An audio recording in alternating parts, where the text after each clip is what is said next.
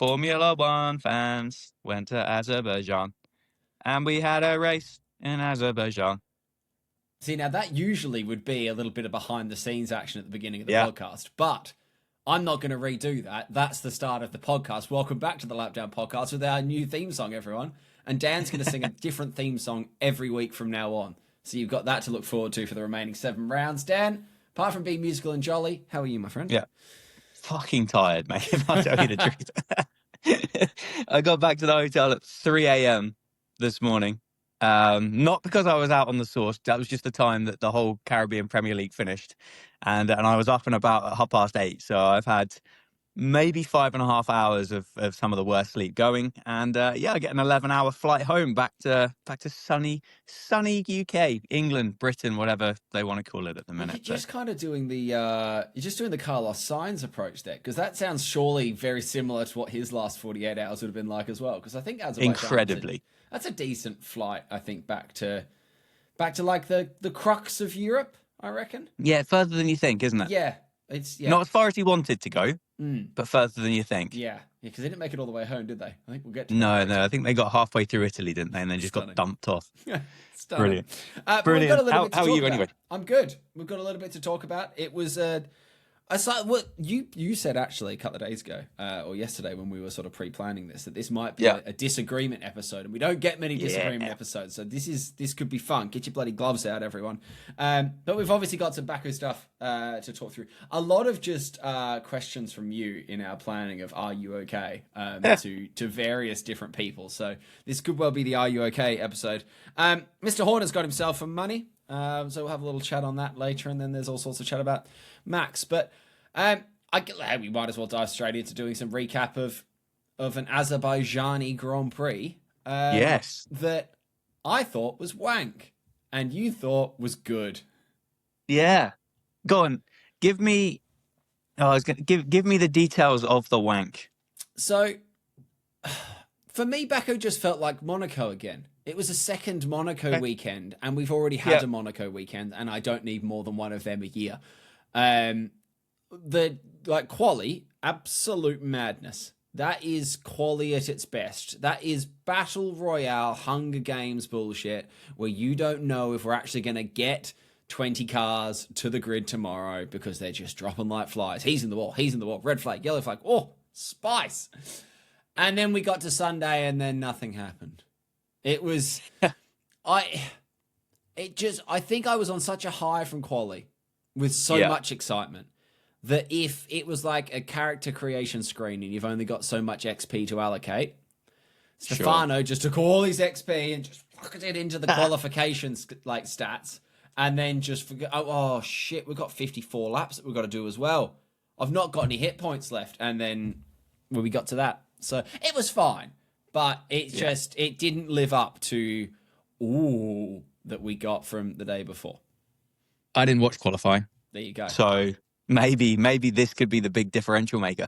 I thought it was one of those races back in the day when Max just checked out, which is exactly what he did. No one saw him, nobody spoke about him, nobody understood what was going on, and he just carried about his business. But actually the race for all the other positions was I thought was pretty good. Now I know it's that cliche. It's like, oh, who's going to finish second this week? And it was one of those, but it was a little bit more mixed up. And I think a lot of that was to do with the fact that the McLarens both utterly stunk the house out this weekend. They just shuffled the pack up. Well, at least it shuffled kind of from second down to last place, just shuffled it up a little bit. And that was quite nice. The long straight is a bit of an enigma. It's a bit of an anomaly, isn't it? It's kind of like, oh, here we go down the inside. And it's like, well, yeah, but it's 5 miles long, this straight. I mean, if you can't slipstream a car for 5 miles and get past him, I don't quite know whether you should be being a Formula One driver. So the rest of the circuit is fine. There was overtaking. Battle for anything other than second place, I thought was quite good. So that was my logic on it. And I wonder where that's. See, I don't know if I saw, and perhaps I was overlooking it, and perhaps I'd sort of tuned out from it slightly, but. If you look at the finishing times, there is a decent little gaggle of cars that were quite close to each other until we get outside the top 10, and then it's another 30 seconds back to Bortoletto. And so we've got, in theory, from 5th to 10th, we're all within 6 seconds of each other, which, to be fair, that's not bad going. It seemed a little bit this year, though. And I remember actually our pod last year for Baku specifically. And we talked about the like 6/10 of a second out of that final corner.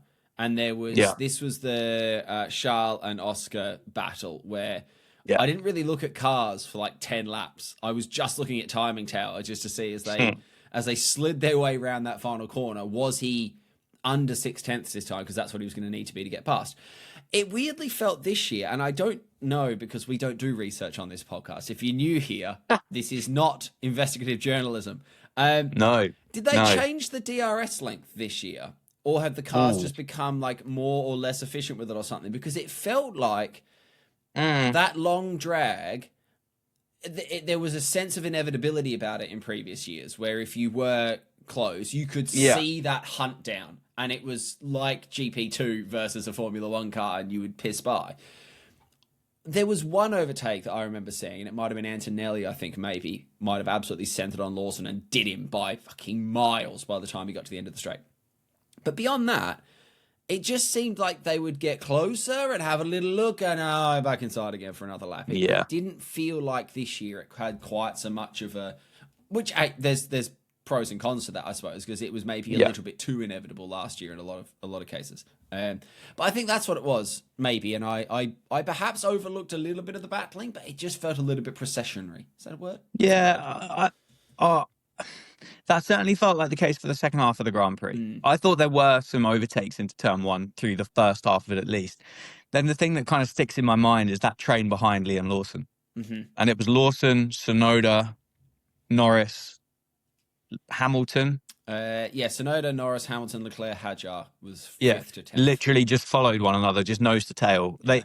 Everybody, and the thing that doesn't make any sense, unless that racing bull or V-carb is just as a slippery little fish, they all had DRS behind him, and they could get literally nowhere near him at all. So maybe this is not on. Well, this is back to the sister teams thing of last episode again. But we're talking tucked in behind that, in theory, sister team RB, a McLaren and 2 Ferraris. Yeah. That did nothing. Lando did say in the pen, maybe they're not as quick as what people think they are. They are, because they're winning by 400 points. And if but it's still alive, mate. But it's still alive. If you listen to the commentary, the Constructors' Championship is still alive into Singapore. And then the graphic pops up on screen that goes, McLaren, 607 points, and Mercedes, 283 or something. And it's like, it's still wide open, mate. It's still alive. Because if they hadn't have bottled it and absolutely shat the bed of a weekend across the board, McLaren, I think they would have set the record for like the earliest to have ever like sewn up that wouldn't surprise World me. Constructors. And they went, no. We don't want that. You keep that record. That's not of interest to us. Can we start with the big dog this week? I know we normally leave the big dog last, but I want to get the big dog in early. And again, I'm going to get in there. If you're new here, you're listening, subscribe to the channel, drop us a like, follow us, share us, and all that other good stuff. But what on earth went wrong with Oscar Piastri this weekend? That's got to be the most out of character Oscar Piastri weekend that I have ever seen in my life. He is normally the most unflappable, the steadiest, the unbothered, the normal, the mellow guy. And he's completely fucked it across the entire weekend. He fucked himself in qualifying and managed, about half a dozen corners in the race, and then just went, no, I can't do this, and just drove straight into the wall. It was like, where... Is it a one-off? Is it a sign to what happens in the future races? But if it is a sign to happen in the future, what on earth prompted it? He has had one of the all-time stinkers, hasn't he? Like, that is absolute pongo business. Even through free practice, I didn't watch free practice. I saw some highlighty stuff. Did you not? It wasn't. No, strange. Even through free practice, it wasn't a clean weekend from FP1. I think he had a mechanical issue or something in FP1 that's just obviously thrown him off for the rest of the weekend. But yeah, it was just... I mean, I maybe kind of get it that you start catching your tail, chasing your tail a little bit. But like the false start, the bloke went about 2 days too early. This Yeah. was not like a little roll. This was not I just got a little bit keen on myself. He went basically when the dude waved the green flag at the back of the grid, and he went and then he went, oh fuck, now I've lost the clutch and now I'm Yeah. Gornsky. Which, A good way of not getting a drive through though, yeah, sticking it in the wall. yes, true. Can't penalise me if I'm out the race. I don't know if we've had it absolutely confirmed yet that his penalty, because he would have gotten a penalty, won't get carried over. But I believe that stays with, because he obviously didn't serve the penalty that he was absolutely slam dunk to get. I don't even know if it even came up. I don't remember hearing anything. No, but I don't think that carries over, and it shouldn't as well. There will be people that go, oh, but if you do this, no, like. A false start is a purely in-race consequential penalty. Like, we just have to offset the fact that you started too early. So I don't think that's going to come with a grid drop. But yeah, I mean, the crash was almost inevitable in a weird way, I think. Like, as soon as he dropped to P20, we got into some F125 open lobby bullshit. That at that point, I'm just kind of happier that he didn't like just send it into the side of someone else trying to pull off a ridiculous like 4-car overtake into a corner. Yeah. Well, I assumed somebody had just bumped him into the wall. Like classic middle of the pack, like 4 wide into a corner for 2 cars. Like through the castle section, they've tried to go 6 wide. Like, yeah, that's what I was thinking. And then the replay popped up and he just went, nope, just drove straight on. Didn't stop the car. Literally went straight into the wall. Yeah. And it has to be related to the fact that at that point he's shitting himself and he's panicking. He's just trying to go too quick, isn't he? He's just trying to go, I need to make up 5 spots again now, because otherwise it's, I have to do a whole load of work. It was just, well, I say it's entirely out of character. I've never met the bloke. I don't know what his character is. And I've seen a little bit of chat from people, and it is an interesting point to consider, that people talk about Oscar Piastri being this Iceman, cool character, unflappable. He could just be quiet. We actually don't know. And I think he gets, and this is not disparaging him at all, because I don't know, and it might be that. But people go on about him being this Iceman. He could just be boring and quiet and just doesn't have a huge amount to say. He could be shy. It might not be that he's an Iceman. He might just be socially anxious. Then that's just a shy boy. Just a little shy boy in the corner. So, yeah, to answer your question that you sort of soft posed, I don't think it's a pressure thing, and I don't think it's a sign to come. I think no. I think him ending up in the wall was a short-term pressure thing. I think that was him trying too hard to make up for the error. Yeah. I don't even think the false start was a pressure thing. I think we've seen all sorts of drivers have false starts for all sorts of reasons. And I think sometimes things just happen. You probably don't want to go to Singapore next. No, those walls are quite close again, aren't they? That's not a great track to have to now double down on. The walls are quite close there, and it's a very technical track. But I don't know what your take on it is, but for me, I don't think it's I'm not reading into it, basically. Yeah, I don't know, really. I'm not that.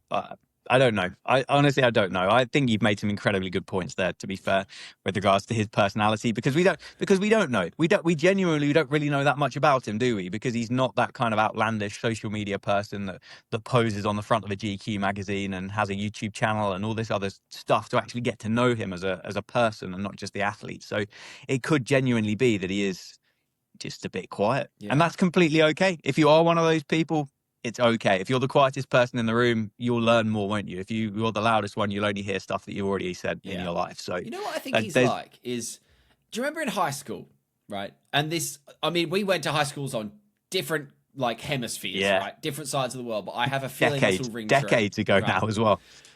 There's always, I think, in every high school year, one really quiet bloke that has the same girlfriend for every year of high school. And no one really knows that they've got a girlfriend. And then you find out they've been together for 4 years because you've just never heard them speak to each other or be near each other. But then they've just always been in a relationship. You think, oh wait, Oscar's had a girlfriend for 4 years. I kind of get that vibe with Piastri. He's the quiet one in the library that's had a secret girlfriend that no one expected to have ever spoken to a girl. Yeah, I'll buy it. Yeah. I'll buy it.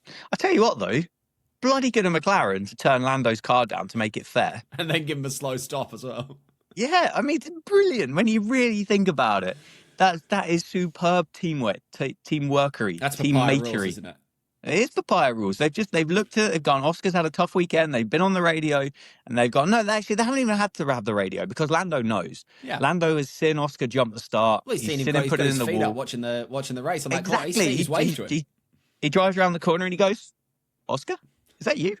Oh, hi, mate. Don't worry, mate. Don't worry. I'll slow down I for you. won't But he use didn't 7th need and to. 8th. He didn't need to because they'd already turned the car down. They went, look, Oscar's had a tough weekend. Of fairness, you pootle around in 6th place. We'll let Oscar keep the lead and we'll just carry on. It's beautiful, isn't it? Yeah. It's lovely. It's nice. And what's great is I'll put this out on TikTok and I'll keep this bit in specifically at the end where I make it abundantly clear that we are both taking the piss here. But I don't think enough people get to this point of the TikTok and they think you're being serious. And I think the comment section is probably a madness. Super, but that's what we want. Interaction, engagement, key. It is concerning, though, isn't it? That I dare say there will be, and I haven't looked at McLaren's Instagram comments, but I dare say there will be a lot of people that are going, you've given Lando another shit pit stop because Oscar was there. It's like, oh, have an absolute day off for once. Just, that's a massive missed opportunity for Lando, isn't it? Sorry, I saw some meme pop up with like the radio message, and it kind of said Oscar has driven into the wall because it's fair, Lando. We think you should drive into the wall as well. Yeah, it's just, but that's such a missed opportunity, isn't it? Like, wow. And I know that's not exactly a deep, hard hitting piece of analysis from me, but like, it's well researched though. Oh, but I think we talked a couple of weeks ago that it's very unlikely that Oscar's going to have an absolute stinker where he scores no points, and that closing that 30-point gap was not going to be a quick overnight thing. And there was an overnight thing, and you decided to go to bed. Like, what are you doing, man? Yeah, I don't think he was winning that Grand Prix. No. But, I mean, the fact he made little to no progress through that Grand Prix at all was alarming. And maybe that McLaren is just not the quickest in a straight line. And I don't think it's ever really been it's a wiggly car. So the fact that you've got kind of 5 mile long straight, that's going to be a big contributing factor to the success of that car around that circuit. So that could be the perfect weekend for Oscar to shit the bed on because actually Lando's not going to benefit from it because of the way the car's set up. But the fact that kind of the Williams still finished in 3rd and that wasn't replaced by the McLaren to at least finish 3rd and get 15 points, I was quite shocked. Yeah. Yeah. I mean, the talk now all of a sudden, and we will do a little bit of Max Verstappen glazing here because once again, he is worthy of going through the Krispy Kreme glaze curtain because it was another great weekend from him. There's now talk all of a sudden of Max is back in with a shot of the World Drivers' Championship. No, he isn't. Shush. He's not. He's objectively not. He's some 70 points behind with 7 rounds to go, and as big a stinker as Oscar had this weekend, he's not going to have 7 more stinkers. So, absolutely, we applaud him when we glaze him. It's another tremendous weekend, and it's back-to-back tremendous weekends. Let's not get carried away, though. Yeah, it was kind of vintage, wasn't it? Vintage Verstappen. Yeah. Checked out. Nobody saw him. I think I remember one radio message popping up on screen between GP and Max that said something along the lines of, the pace is great, keep going. Yeah. And that was literally, that was it. I don't remember him stopping. I don't remember him going past any blue flags. I don't remember him having to navigate people that have already stopped. I genuinely don't remember seeing Max Verstappen on that broadcast for much more than him crossing the line and then jumping into his teammates when he got out the car. And that, it was Max it was the golden Max, really, wasn't it? It was the one that we were, well, quite frankly, as non-Max Verstappen kind of fanboys, pissed off about over the last however many years. But that was because it's a rarity. You take your hat off and you think that's incredibly impressive as to how good he was this weekend. And obviously, it's another win, isn't it? For what was it, Laurent Merkiles or whatever, however that's pronounced. Mekis. So maybe Horner was the problem. Maybe. I mean, it was really back to 22, 23. We've got McLaren's going absolutely nowhere, and we've got Max, who might as well have not turned up. Also, George Russell was there, everyone. He finished second. Okay. He finished second, yeah. Jorge finished second in Azerbaijan. Um, should we do some chat about Carlos Sainz? Because, wow. Yeah. How? How and wow? Where did it come from? How, wow, and where? Why now?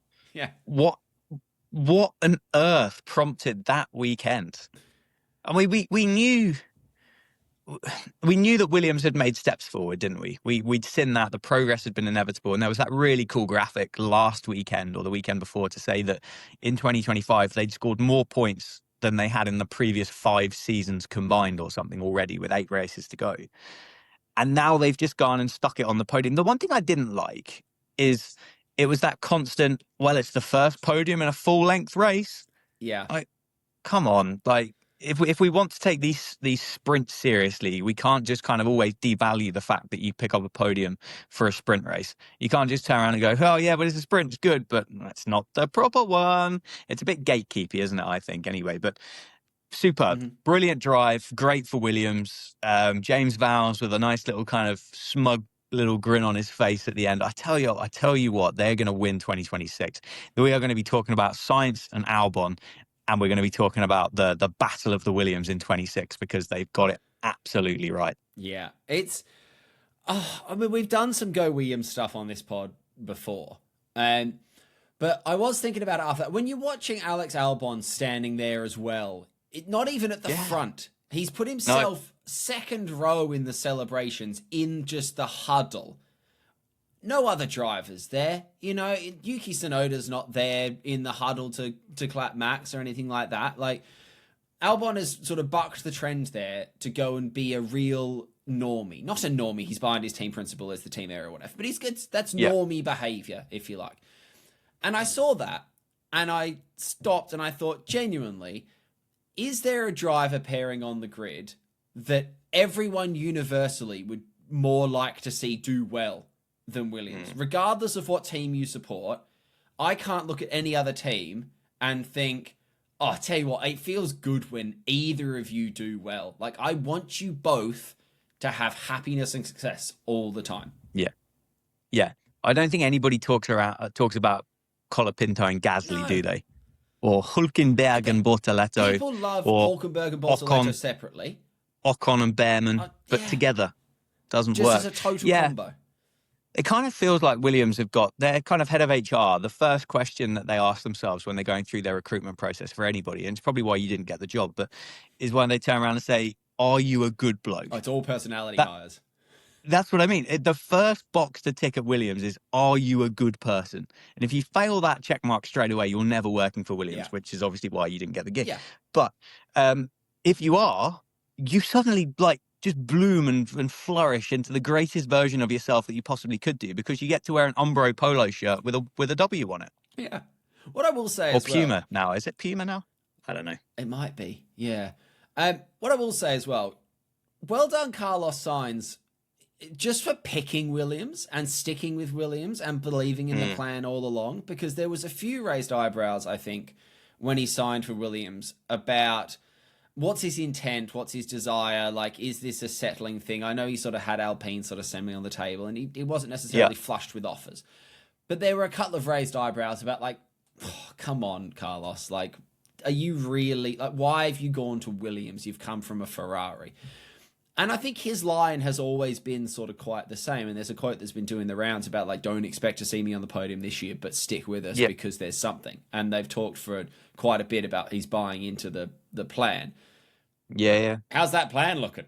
Is what I'll say. Because it was also just on merit, which I think is the really nice thing. Okay, it was a ridiculous qualifying session, but it wasn't a catch-out qualifying session. It wasn't one of these where everyone in front of him didn't get laps in because of a badly timed yellow flag. Okay, there was some disruptions and run plans weren't optimal, but he put the lap in and the lap was good enough to get into where he got to. And then the race, it wasn't a ridiculous safety car win. It wasn't a strategy. That's a merit podium for everyone's team. course it is. And he started second and he finished third on genuine pace. Yeah. It wasn't like, oh, he's had a great weekend. He started second. Well, George got past him. Kimi got past him. Well, you'd have expected the Ferraris to have got past him. Lando got him as well. And he finished eighth. But good for Hey, good Williams. points, Like, good great points, job. couple more Yeah, points. great points. What a weekend. Like, Yeah. superb. But they got more points this year than they did in the last 5 combined. So top job. It was brilliant. Yeah. It was genuinely brilliant. And I hope, yeah, hopefully it's a good sign of things to come. Because I mean, all we want as Formula One fans is I genuinely think competition and variety. Yeah. We want as many different people on that grid on any given Sunday that have the ability to go and win / score a podium in that Grand Prix. I don't think anybody, certainly I don't, and I think I can probably speak for you, I don't think we care who wins it, but we'd like to have an option of 8 people that could win it. Yeah. And have a genuine battle through those top 8 or 10 places or whatever that looks like, or 6 places, and go, oh, this is close because, oh, they've had a slow stop. This is going to mean something. And if we can get Williams in that mix, that's going to be awesome. Yeah. And I think back to what you were saying earlier, it's not even just for the win.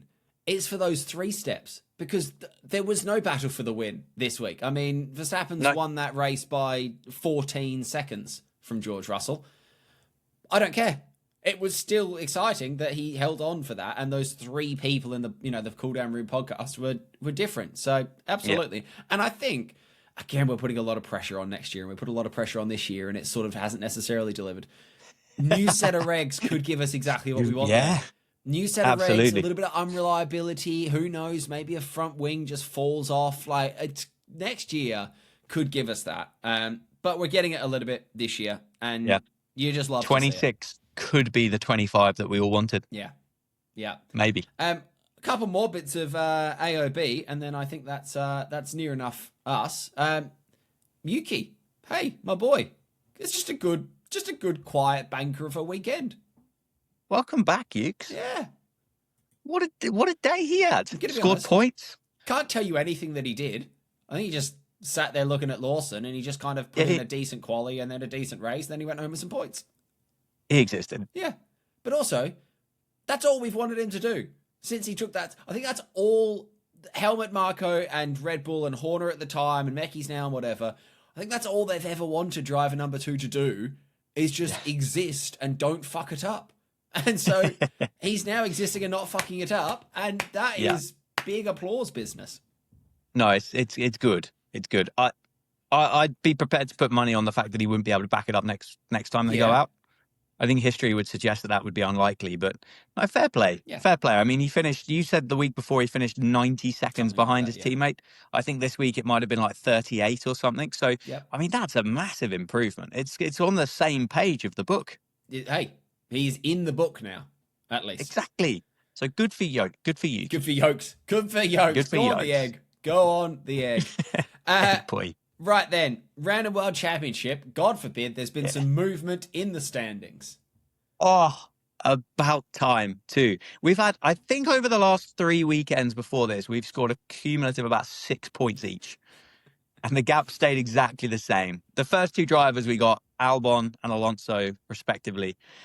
Disappointingly for you, I think you probably got quite excited about Albon with the opportunities that he may have provided for you over the weekend. Start of the weekend, looking quite good. He had pace through free practice, and that Williams car obviously worked around Baku, and no. Yeah. And Alonso drives an Aston Martin, so I knew that was never going to work. And then it came down. Well. Yeah, well, don't worry about it. Then it came down to Jorge versus Charles. Yeah. And both of us, I think, we thought, okay, there's a battle here. This could go either way. Yeah. Unfortunately, it went my way. Yes. Georgie Russell, second place, 18 points. You picked up 2. And now we have a gap of just 9 points between us. I've chopped it down. Unlike Lando, you took advantage. I've doubled down. I've had the good weekend. Yep. You saw me struggling. You saw Albon slipping out of the points. You saw Charles couldn't get through, and you thought, right, foot down, lock it in. Got on the radio. Yep. I was like, Jorge, don't worry about your cold. Get on with it, boy. Get yourself in there. And he did. And he overtook a Williams. Yeah. I mean, also, I couldn't tell you. We make this joke a lot on the podcast. I couldn't tell you anything George Russell did in those 53 laps. I think he sneezed a bit. Like coughed, spluttered. He wasn't very well, was he, all weekend? No, so he had a lung infection or something terrible like that. genuinely, I've got like you might be able to hear it, but a bit kind of like Yeah. snotty here, a bit kind of nasally. Imagine driving a 200-mile-an-hour car wrapped up in like fireproof cling film, like kind of stuck into a coffin Yeah. almost, with a helmet on, a balaclava, with a tube in your gob so you can drink, with snot streaming out of your face, going down this straight, overtaking people, and going, that's just a bit of man flu, Through isn't it? that You just castle get on with it. section as well. Genuinely mad. Yeah. Like, fair play to him. Like, if he, because he sounded rough as nails, didn't he? And fair play if you're going to go out and do that feeling the way that you do, because I know everybody, if any females, which seems unlikely listening and watching to this podcast, will go, well, it's just a cold, don't worry about it. But man flu's a little bit different. And if George has had that and then gone and done what he's done as well, that's remarkably impressive. Yeah, 100%. 100%. What I will say as well, just to finish us off, do we take it for granted the fact that they somehow never hit the wall through the castle section? Because it blows my mind that of all the walls on that track that get clipped, hit, bumped, scraped, it's never through the bit where if you showed someone pictures of the track and you were like, there's going to be, 12 drivers are going to hit the wall this weekend, where's it going to be? Guarantee you everyone points to the castle section. And I can't remember, apart from I'm stupid, when is the last time that someone genuinely just banged through the castle walls? Because I don't know how they thread that needle so consistently. I mean, they're quite good at this driving lark, aren't they? Well, not when they get to turn 16, because they just stick it in that wall all the time. It used to be the early rounds, it felt like, oh no, we can actually overtake here, didn't it? And you used to try and get kind of cars going side by side through there. I think it's only about 12 meters wide or something crazy like that. And the cars are like 13 meters wide, so that will never work. But I don't know. I think people have just really kind of dialed it down, to be honest with you. I just don't think I could get a bike through there on that bike lane without hitting the wall. I think I'm clipping a back tire trying to go that left right. It's just not happening. And it's uphill as well. So I mean, you might not even make it. I'm often pushing. I'm pushing it up the hill. And then falling in the wall. Yeah, there it is. Right. Yeah. Hey, that was Azerbaijan. Any other AOB from you, or are we... I don't think so, mate. There we go. I don't think so. There we go. Right. If you'd like to go and see Dan Jads doing Caribbean and non-Caribbean cricketing things, you could do that. I'll say it, at DanJads_, because he's too tired to remember his own handles at this point. Yeah, I'm cooked. There he is. I'm cooked. And if you want to watch me play games on the internet, twitch.tv/Hey Look, it's Alex. We say it every week, but if you've got this far, leave us a review, share it with someone, subscribe and hit like and all that stuff, because it does make a big difference. In the meantime, lapdownpod@gmail.com. If you've got any thoughts, you can email us there. Lapdownpod on TikTok and Instagram and YouTube. You can go and follow us there and leave comments and say nice things. In the meantime, we will be back. We don't have a race weekend now. We've got 7 to go, but we're off to Singapore next. So we'll see you for the build-up to that one. Toodle pip!